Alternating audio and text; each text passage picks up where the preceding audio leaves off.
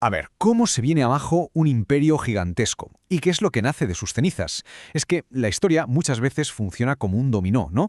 Cae una pieza y empuja a la siguiente. Pues venga, vamos a meternos de lleno en una de las cadenas de acontecimientos más alucinantes de la historia, cómo el colapso de Roma abrió la puerta al nacimiento de un nuevo reino, aquí, en la península ibérica, el reino de los visigodos. Para empezar, hay que ponerse en situación. Pensemos en el Imperio Romano, una superpotencia que, como se ve en este mapa, es que rodeaba el Mediterráneo entero. Era algo inmenso, un mundo en sí mismo.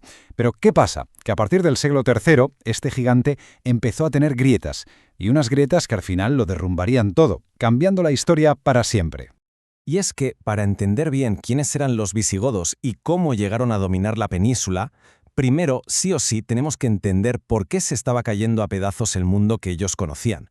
Digamos que la caída de Roma es el principio de su historia. Entonces, ¿cómo se vino abajo todo este tinglado? Bueno, esta línea de tiempo nos lo deja bastante claro. Todo arranca en el siglo III, cuando los ataques de los pueblos germanos crean una inseguridad brutal, paralizan el comercio. Imaginemos las rutas comerciales, que antes eran seguras y de repente, pues un peligro. Ya en el 395, como una medida un poco a la desesperada, el emperador Teodosio coge y parte el imperio en dos, pensando que así sería más fácil de gobernar. Pero nada, la herida era ya demasiado grande. Y el golpe de gracia llega en el 476. El último emperador de Occidente es depuesto. Y con él no cae solo una persona, cae un mundo entero.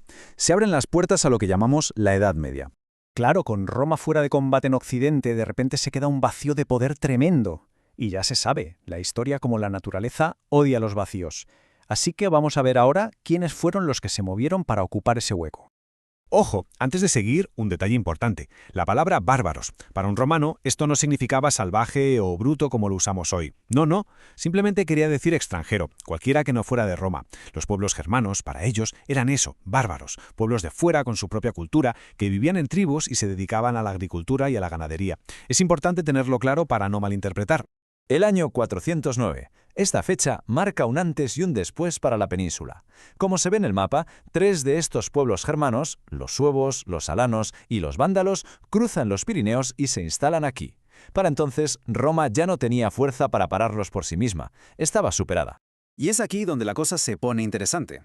Viendo el caos, los romanos piden ayuda a otro pueblo germano, uno que iba a cambiar la historia de la península para siempre: los visigodos. Claro, la pregunta cae por su propio peso. ¿Cómo se las apañaron los visigodos no solo para ayudar a Roma, sino para acabar quedándose con todo el pastel? Pues fue un movimiento muy estratégico. A ver, paso a paso. Primero, se presentan como aliados de Roma, que ya no podía con los invasores.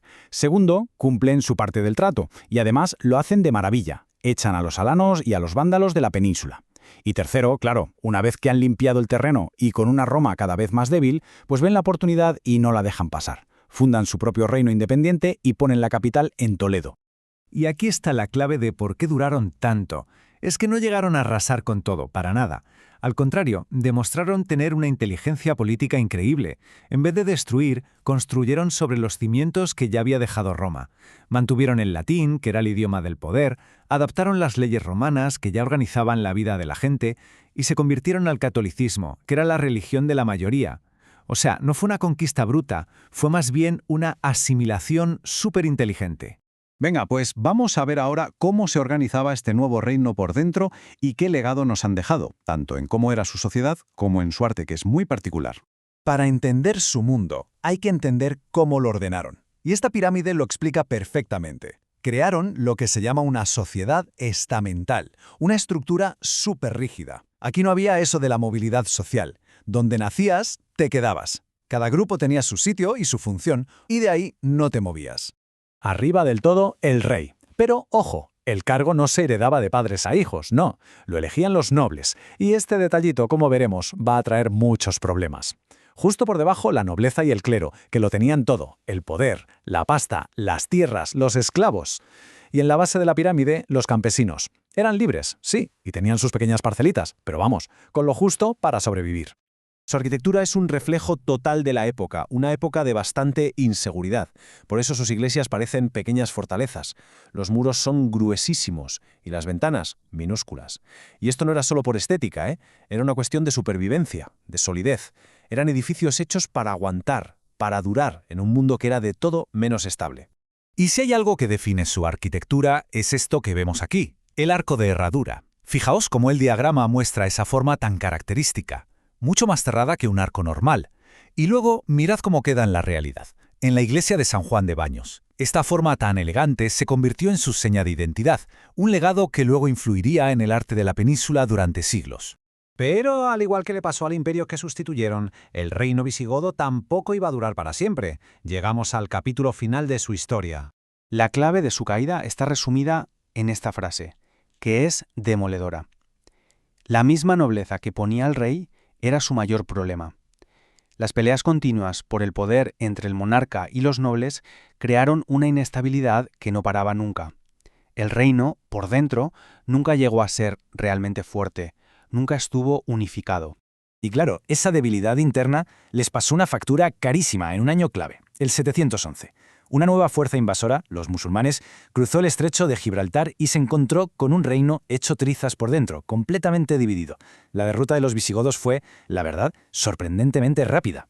Y todo esto nos deja con una última reflexión. La misma división interna que partió en dos a Roma fue la que siglos más tarde se llevó por delante a los visigodos. Es casi inevitable preguntarse, ¿la historia es un ciclo que no para de repetirse? ¿Son las luchas internas por el poder, al final, la gran debilidad de cualquier civilización?